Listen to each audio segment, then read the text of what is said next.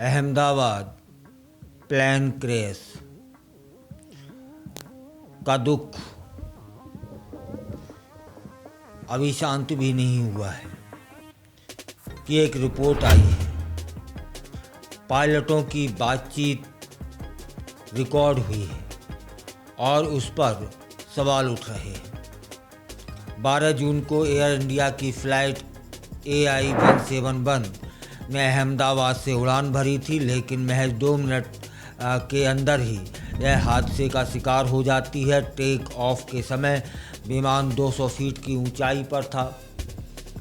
अब इस दुर्घटना से जुड़े कॉकपिट वॉइस रिकॉर्डर की जांच से चौंकाने वाली जानकारी सामने आ रही है। कॉकपिट में आखिरी जो बातचीत हुई थी, को पायलट की घबराई आवाज़ अमेरिकी अखबार में छपा एक रिपोर्ट बताती है कि कैप्टन सुमित सभरवाल ने उड़ान के दौरान जानबूझकर विमान के इंजनों में ईंधन की आपूर्ति को रोक दिया था। यह खुलासा दोनों पायलटों के बीच हुई बातचीत के रिकॉर्ड से हो रहा है। को पायलट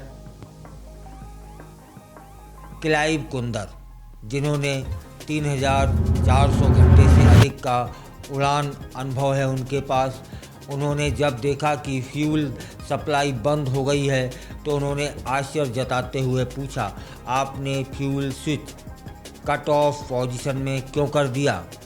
रिकॉर्डिंग के मुताबिक को पायलट की आवाज़ में घबराहट साफ झलक रही थी, जबकि कैप्टन सभरवाल, जिनके पास 15,000 से अधिक घंटे की फ्लाइंग अनुभव है, पूरी तरीके से शांत बने रहे।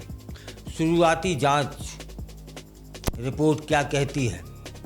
भारत की एयरक्राफ्ट एक्सीडेंट इन्वेस्टिगेशन ब्यूरो ने 12 जुलाई को एक प्रारंभिक रिपोर्ट जारी की, जिसमें बताया गया कि दोनों इंजनों में अचानक ईंधन की आपूर्ति रुकने के कारण विमान क्रैश हुआ। हालांकि रिपोर्ट में यह स्पष्ट नहीं किया गया कि फ्यूल स्विच खुद बंद हुआ या किसी ने जानबूझकर ऐसा किया। रिकॉर्डर से सिर्फ इतना पता चला कि एक पायलट ने दूसरे से सवाल किया, तुमने फ्यूल क्यों बंद किया? और जवाब में कहा गया, मैंने कुछ नहीं किया। एयर इंडिया का दावा है, फ्यूल कंट्रोल स्विच में कोई खराबी नहीं।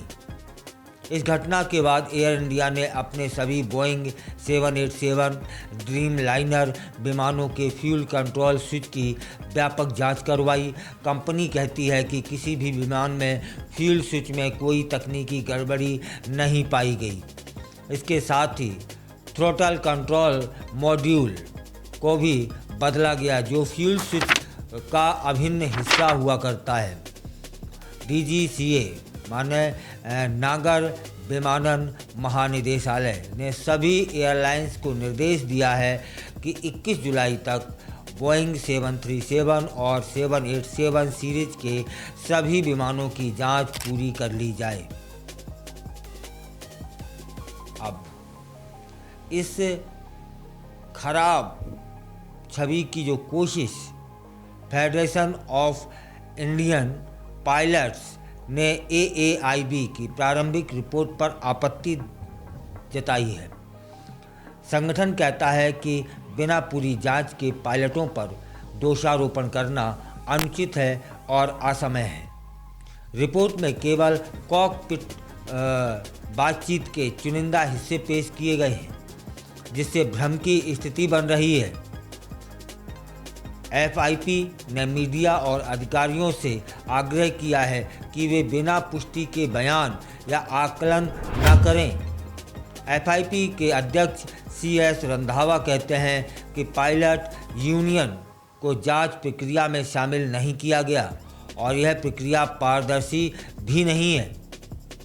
क्रैश साइट से मिले तकनीकी उपकरण, क्रैश स्थल से विमान का फ्यूल कंट्रोल स्विच बरामद हुआ है, जो कॉकपिट में थर्स्ट लीवर के पास होता है। इससे यह अंदाज़ा लगाया जा रहा है कि टेक्निकल फैक्टर्स की भूमिका इस दुर्घटना में क्या रही। हादसे के 8 दिन बाद पार्टी 4 कर्मचारियों ने इस्तीफा मांगा। एयर इंडिया ने अपनी ग्राउंड हैंडलिंग इकाई के 4 कर्मचारियों से इस्तीफा मांगा था और इन कर्मचारियों का एक वीडियो वायरल हुआ जिसमें वे प्लेन हादसे के 8 दिन बाद पार्टी मनाते दिखे। कंपनी ने इसे अनुचित आचरण मानते हुए यह कदम उठाया है। अब भी कई अनसुलझे सवाल। हालांकि प्रारंभिक जांच रिपोर्ट सामने आ चुकी है, लेकिन अभी भी कई महत्वपूर्ण प्रश्नों के उत्तर नहीं मिले हैं। फ्यूल स्विच अपने आप बंद हुआ या किसी मानवीय गलती से? कैप्टन की शांति और को पायलट की घबराहट, क्या इसके पीछे कोई मनोवैज्ञानिक फैक्टर था? सरकार कहती है कि रिपोर्ट का अध्ययन किया जा रहा है और अंतिम निष्कर्ष निकलने में अभी समय लगेगा। इस हादसे ने न केवल विमानन क्षेत्र की सुरक्षा प्रणालियों को कटघरे में खड़ा कर दिया है, बल्कि पायलट प्रशिक्षण, मेंटल हेल्थ और कॉकपिट प्रोटोकॉल पर भी सवाल उठ रहे हैं। जब तक जांच की अंतिम रिपोर्ट सामने नहीं आ जाती, तब तक किसी निष्कर्ष पर पहुंचना जल्दबाजी होगी।